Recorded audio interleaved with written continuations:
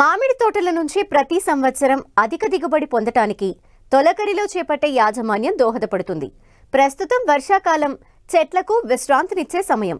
కాపు పూర్తయిన నెల రోజుల నుంచి చెట్లు నూతన జవసత్వాలని సంతరించుకునే విధంగా కొన్ని ప్రత్యేక యాజమాన్య పద్ధతులు చేపట్టినట్లయితే వర్షాలకు కొత్త చిగుర్లు వచ్చి చీడపీడల బెడద లేకుండా చెట్లు ఆరోగ్యంగా పెరుగుతాయని సూచిస్తున్నారు కృష్ణా జిల్లా నూజివీడు ఉద్యాన పరిశోధనా స్థానం ప్రధాన శాస్త్రవేత్త రాధారాణి.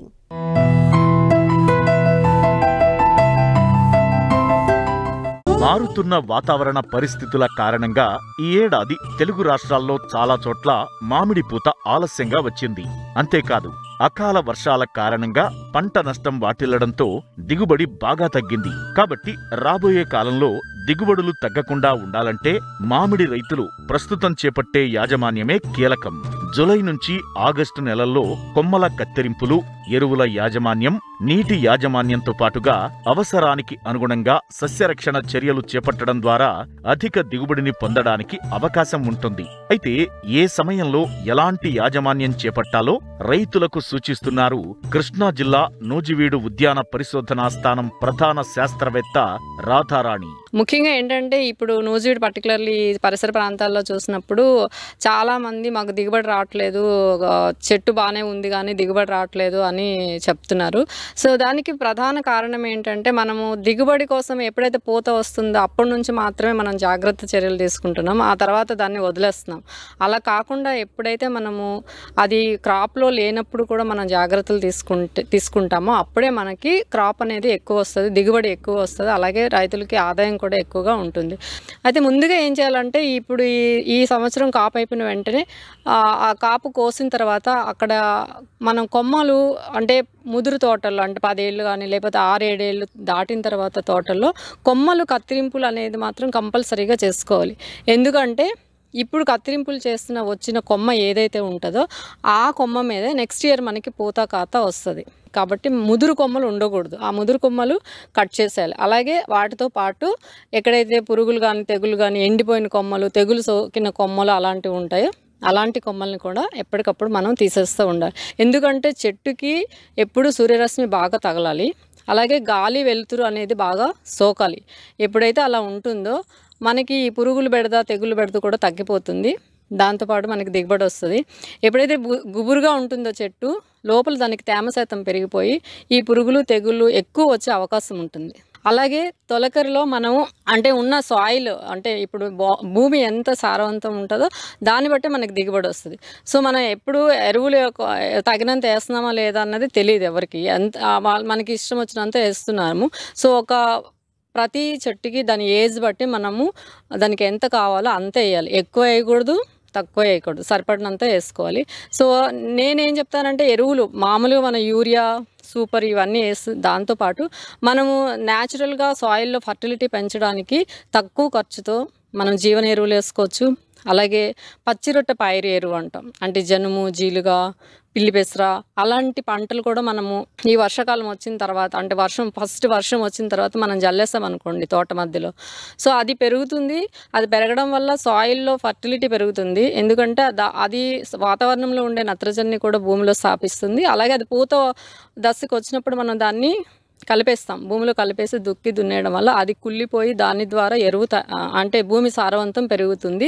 అండ్ ఇంకొక ఉపయోగం ఏంటంటే ఈ పచ్చిరొట్టె ఎరువులు వేయడం వల్ల మనకి వీడ్ ప్రాబ్లం అనేది ఉండదు. ఎందుకంటే ఇప్పుడు మీరు చూస్తున్నారు పచ్చిరొట్టె ఎరువు వేయడం వల్ల అదే అంత వ్యాపించేస్తుంది, సో కలుపు రాదు. సో కలుపు రాకపోవడం వల్ల మనం కలుపుపై పెట్టే ఖర్చు కూడా తగ్గిపోతుంది అన్నమాట.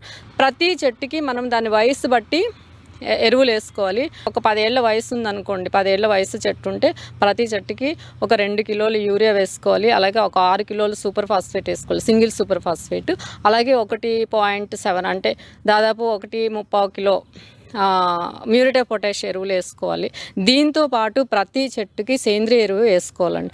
అది FIM అవ్వచ్చు, అంటే పశువుల ఎరువు అవ్వచ్చు, లేదా వర్మీ కంపోస్ట్ కానీ, లేదా ఎలాంటి కుళ్ళిన ఎరువు అంటే కొన్నిసార్లు మనము ముందు ఆకులు రాలినప్పుడు ఆకులు పోగు చేసి దాన్ని ఎరువుగా కూడా తయారు చేసి దాన్ని కూడా వేసుకోవచ్చు. ఏదైనా ఒక సేంద్రియ ఎరువు ఈ ఎరువులతో పాటు కంపల్సరీ వేసుకోవాలి.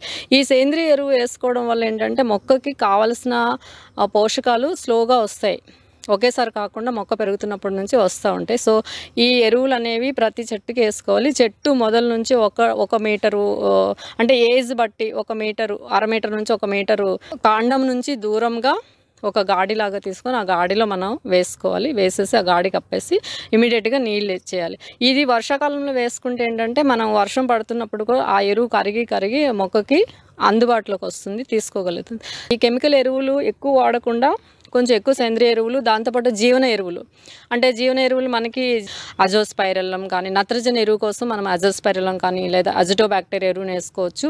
అలాగే ఫాస్ఫరస్ కోసం ఫాస్ఫోబ్యాక్టర్ ఆ ఎరువు కూడా వేసుకోవచ్చు. దీన్ని ఏం చేయాలంటే ఒక 50 కిలోలు లేదా 100 కిలోలు పశువుల ఎరువుకి ఒక 2 కిలోలు ఎజిటోబ్యాక్టర్ కానీ లేదా అజోస్పైరలం కానీ అలాగే ఫాస్ఫోబ్యాక్టర్ ఒక 2 కిలోలు కలిపేసి ఒక 15 రోజులు మగ్గనివ్వాలి దాన్ని. అంటే అప్పుడప్పుడు దాని మీద ఒక కుప్పలాగా వేసేసి దాని మీద మనం తడి గోనె సంచులు కప్పేసుకొని అప్పుడప్పుడు నీళ్లు చిలకరిస్తే ఏంటంటే అది ఆ అజిటోబ్యాక్టర్ అనేది ఎక్కువగా మల్టిప్లై అయిపోయి మొత్తం ఎరువు అంతా కూడా ఎక్కువ వ్యాపించేస్తుంది ఆ శిలీంధ్రం, ఆ బ్యాక్టీరియా. సో అందుకని అది తీసుకొస్తే ఇంకా ఎక్కువ న్యూట్రియంట్స్ వస్తాయి మొక్కకి. సో అలాగా కలిపి వేసుకున్నప్పుడు మనము వేయాల్సిన ఎరువు ఏదైతే యూరియా కెమికల్ ఫర్టిలైజర్స్ అనుకుంటున్నామో దాన్ని తగ్గించుకోవచ్చు. ఇది ఖర్చు తక్కువ అవుతుంది, ఎందుకంటే ఈ బయో ఫర్టిలైజర్స్ తక్కువ ఖర్చు, వాటి ఖరీదు తక్కువ ఉంటుంది కాబట్టి తక్కువ ఖర్చుతో మనము ఎరువుల యాజమాన్యాన్ని కూడా తీసుకోవచ్చు. మామిడి మొక్కలకు నీరు చాలా అవసరం. కిరణజన్య సంయోగ క్రియ ద్వారా తయారు చేసుకున్న పిండి పదార్థం అంతా మొక్క ఆకులోని కణుపుల్లో దాగి ఉంటుంది. అది పిండి పదార్థంగా భవిష్యత్తులో పండుగా తయారు కావాలన్నా నీరు తప్పనిసరిగా అవసరం. కాబట్టి శాస్త్రవేత్తల సూచనల ప్రకారం సాగునీరు, పోషకాలు అందించాలి. నీటి యాజమాన్యం చాలామందికి ఎప్పుడు నీళ్ళు పెట్టాలి, ఎప్పుడు ఆపాలి అన్నది కొంచెం డౌట్ వస్తూ ఉంటుంది. సో మనకి వర్షాకాలం ఎలాగో వర్షాలు పడుతుంటాయి కాబట్టి అవసరం లేదు నీళ్ళు పెట్టడం. ఎప్పుడైతే వర్షాలు పడవో అప్పుడు మనం ప్రూనింగ్ చేసిన వెంటనే నీళ్ళు పెట్టాలి. అలాగే ఎరువులు వేసిన వెంటనే నీళ్ళు పెట్టాలి. అప్పుడప్పుడు అవసరాన్ని బట్టి నీరు పెట్టాలి. అయితే అక్టోబర్ నుంచి నీటి తడులు ఆపేయాలి. అక్టోబర్ నుంచి డిసెంబర్ వరకు. ఎందుకంటే అప్పుడు ఆ చలికాలం తక్కువ టెంపరేచర్ వచ్చి ఆ బడ్ డిఫరెన్షియేషన్ ఏదైతే జరుగుతుందో ఆ టైంలో మనం నీళ్ళు పెట్టకూడదు. పెడితే ఆ బడ్ అనేది పూతగా మారకుండా చిగురుగా వచ్చేస్తుంది. సో ఎప్పుడైతే నీళ్ళు ఆపేస్తామో అంటే అక్టోబర్ నుంచి ఆపేసి డిసెంబర్ వరకు ఆపేయాలి.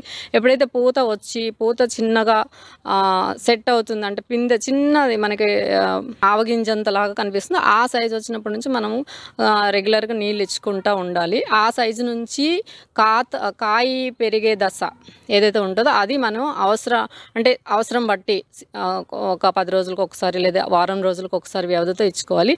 అయితే ఉన్న నీటిని ఇంకా సమర్థవంతంగా వినియోగించుకోవడానికి మేమైతే డ్రిప్ ఇరిగేషన్ సజెస్ట్ చేస్తున్నాము.